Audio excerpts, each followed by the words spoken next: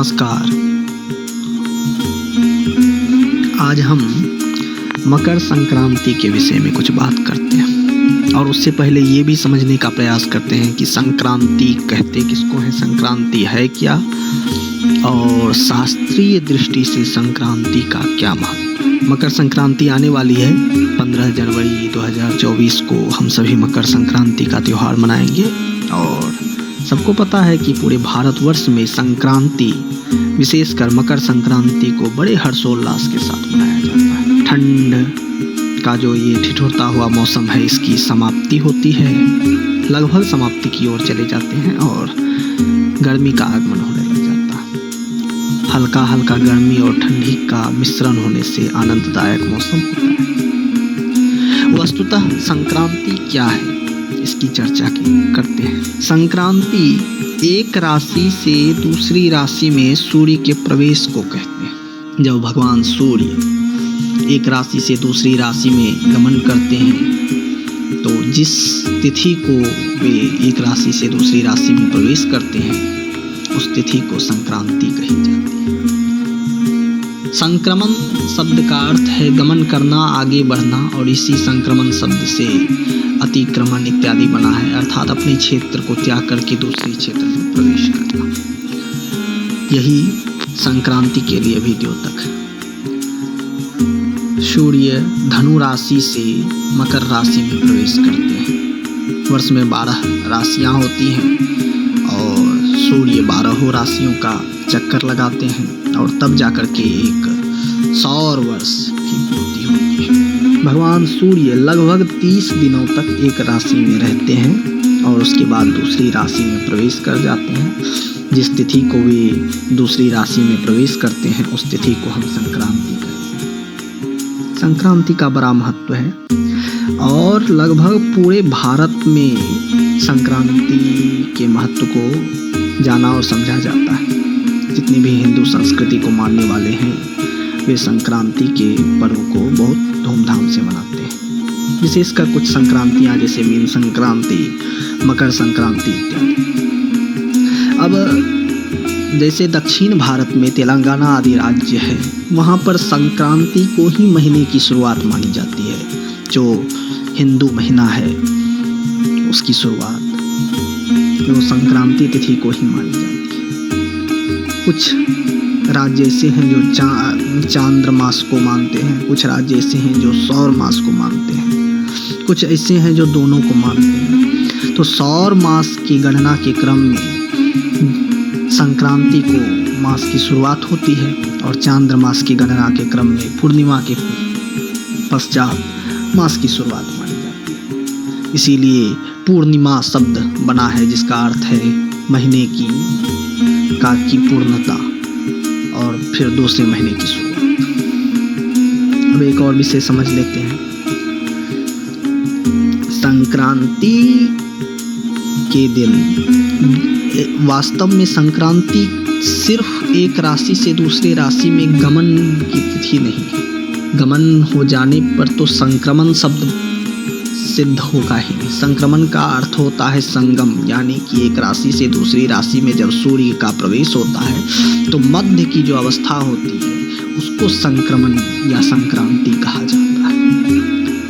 और पुण्यकाल भी उसी क्रम में पूर्वापर के भेद से जो आगे बताऊंगा उसमें माना जाता है। तो संक्रांति का अर्थ ये मानना चाहिए कि एक राशि से दूसरी राशि में प्रवेश कर रहे हैं और बीच की जो स्थिति है, यानी कि धनु राशि से मकर में प्रवेश कर रहे हैं। थोड़ी स्थिति धनु में भी बच गई और थोड़ी स्थिति मकर में चली गई, बीच की जो स्थिति है। अब आते हैं संक्रांति के महत्व पर। तो वृद्ध वशिष्ठ एक ग्रंथ है जिसका वचन है अयनी संक्रमे चैव ग्रहणे चंद्र सूर्ययोः अहोरात्रो सितः स्नात्वा सर्व पापैः प्रमुच्यते। अर्थात अयन के प्रवेश में जब दक्षिणायन या उत्तरायण होता है, उत्तरायण मकर संक्रांति को होता है और इसी प्रकार से दक्षिणायन होता है। वर्ष में 2 अयन होते हैं, 6 महीने का एक अयन होता है। तो अयनी संक्रमे चैव ग्रहणे चंद्र सूर्ययोः अर्थात अयन और संक्रमण अर्थात संक्रांति को और ग्रहण की तिथि में, जबकि चंद्रमा और सूर्य का ग्रहण लग जाता है, जिन तिथियों को ग्रहण लगता है उन तिथियों को उपवास करने से, व्रत करने से विभिन्न पुण्यों की प्राप्ति होती है। और केवल व्रत करने से नहीं, कई ग्रंथों में पूजा पाठ, यज्ञ, दान, तप इत्यादि का महत्व है। इन तिथियों को किया जाने वाला दान, इन तिथियों को किया जाने वाला व्रत, इन तिथियों को किया जाने वाला जप अद्भुत फल देता है। अपने वास्तविक फल से कई गुना बढ़ कर के फल देता है और पापों का नाश होता है। सर्व पापैः प्रमुच्यते, वृद्ध वशिष्ठ का वचन है। अन्यत्र भी कहा गया है, अमावस्या द्वादशी च संक्रांतिश्च विशेषतः एताः प्रशस्ताः तिथयो भानुवारस्तथैव च अत्र स्नानं जपो होमो देवतानां च पूजनम् उपवासस्तथा दानम् एवं पावनं स्मृतम्। यहाँ कहा गया है कि इन तिथियों में, अमावस्या हो, द्वादशी हो, संक्रांति हो, इन तिथियों में रविवार के दिन जो उपवास किया जाता है, व्रत किया जाता है, उसका बड़ा महत्व है।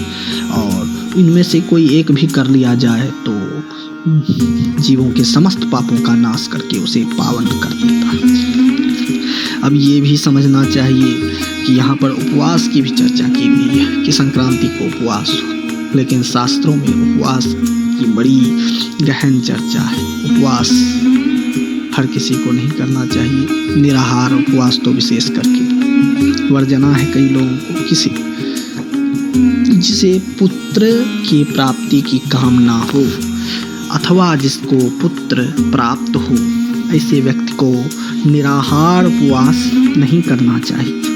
जैमिनी का वचन है, उपवासो न कर्तव्यः पुत्रिणा गृहिणा तथा। और केवल ये संक्रांति के उपवास के लिए नहीं, प्रत्येक उपवास के लिए। यहाँ अपवाद मानना चाहिए। आश्विन मास के कृष्ण पक्ष की अष्टमी तिथि को मिथिला में सर्वत्र जिमुतवाहन व्रत मनाया जाता है। आश्विन मास के कृष्ण पक्ष में पितृपक्ष भी कहते हैं उसको। इसमें जो व्रत होता है इसको जिमुतवाहन अष्टमी कहा जाता है, जिसे जितिया भी कहते हैं। इस तिथि में उपवास किया जाता है, माताएं निराहार व्रत करती हैं। तो ये अपवाद है। और ऐसी अलग अलग क्षेत्रों में यदि कोई परंपरा हो तो उसे अपवाद ही मानना चाहिए। अब है कि पुण्य काल कब ग्रहण करना चाहिए। हमने कहा कि एक राशि से दूसरी राशि में प्रवेश करने के मध्य की अवस्था को संक्रांति या संक्रमण कहते हैं। तो पुण्य काल भी उसी क्रम में आता है। तो पुण्य काल को ग्रहण कब करेंगे? तो पूर्वापर के भेद से 12 संक्रांतियों के पुण्य काल भी भिन्न भिन्न होते हैं। अलग अलग संक्रांतियों के पुण्य काल की चर्चा करेंगे, किंतु वो चर्चाएं अलग अलग वीडियोस में, अलग अलग एपिसोड्स में होनी चाहिए। एक स्थान पर होना संभव ही नहीं है, बहुत बृहद हो जाएगा। हम विशेष रूप से मकर संक्रांति के पुण्यकाल की चर्चा करते हैं कि मकर संक्रांति का पुण्यकाल कब ग्रहण करना चाहिए। पूर्वतोपि परतोपि संक्रामणात् पुण्यकालः, ये निर्णय सिंधु का वचन है। और प्रत्येक संक्रांति के पुण्यकाल भिन्न भिन्न हैं। इस बात को समझ लेना चाहिए पूर्व और पर भेद से। अब है क्या मकर संक्रांति का पुण्यकाल कब हो? वृद्ध वशिष्ठ का वचन है, मकरे विंशतिः परा। मकर राशि में स्थित जो सूर्य हैं उनका जो संक्रमण है वो विंशति पराः, अर्थात मकर राशिस्थ सूर्य जब संक्रमण होगा तो संक्रमण के प्रारंभ के पश्चात 20 घटी, विंशति परा का अर्थ होता है 20 घटी के पश्चात ग्रहण करना चाहिए पुण्यकाल। अब ये देखा जाता है विंशति पराः, कभी कभी सूर्यास्त से पहले संक्रांति प्रवेश हो जाता है। तो ऐसी अवस्था में हमें ग्रहण करना होगा दिन में ही, यानी कि पूर्व, यानी जिस समय मकर संक्रांति का प्रवेश हुआ उससे पहले के काल को पुण्यकाल माना जाएगा। किंतु यदि सूर्यास्त के पश्चात संक्रांति लगती है तो फिर दूसरे दिन के समय में पुण्यकाल माना जाना चाहिए। यहाँ पर आया भी है संक्रांति परो यद्यस्तमय वेलायां मकरम जाति भास्कर प्रदोषे वार्धरात्रे वा स्नानम दानम पड़े हनि। अस्तमय यानी प्रदोष में हो तो दूसरे दिन करना चाहिए। हिमाद्री का वचन है निशीथात् पूर्वम मकर संक्रांतो पूर्व दिने निशीथात् पश्चात मकर संक्रांतो पर दिने शुभम भूयात्। यानी कि रात्रि से पहले अगर संक्रांति हो तो पहले पुण्य काल और रात्रि के बाद हो तो दूसरे दिन पुण्य काल करना चाहिए।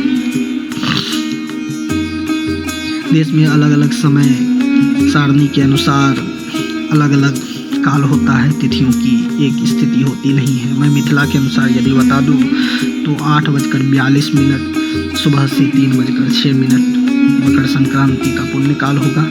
लेकिन पूरे देश को ध्यान में रखते हुए कहा जाए तो ऊपर नीचे हो जाता है, तो हम मोटा मानकर चलेंगे 9 बजे से 2:30 बजे तक पुण्य काल रहेगा।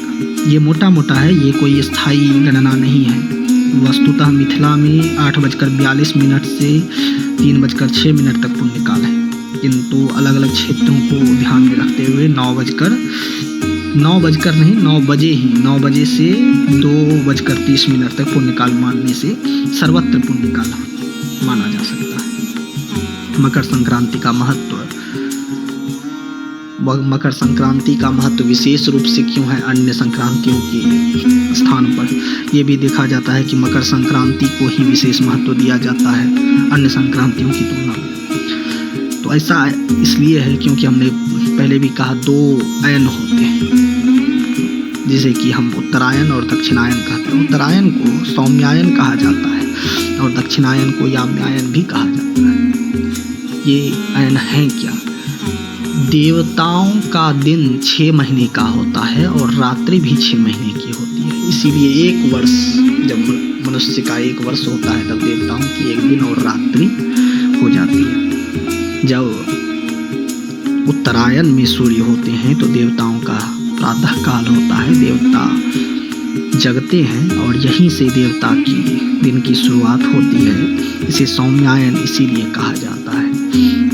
उत्तरायण में पितरों की रात्रि शुरू हो जाती है और दक्षिणायन इसलिए महत्वपूर्ण है। दक्षिणायन भी महत्वपूर्ण है। दक्षिणायन पितरों का दिन है। यही कारण है कि दक्षिणायन में जब सूर्य होते हैं तभी पितृपक्ष लगता है। पितरों का दिन दक्षिणायन में ही होता है और इस समय देवताओं की रात्रि होती है। अब देवताओं का दिन चूंकि उत्तरायण से शुरू होता है, सभी धार्मिक कार्य, मंगल कार्य लोग उत्तरायण में करना पसंद करते हैं, इसीलिए उत्तरायण की तिथि को अधिक महत्व दिया जाता है।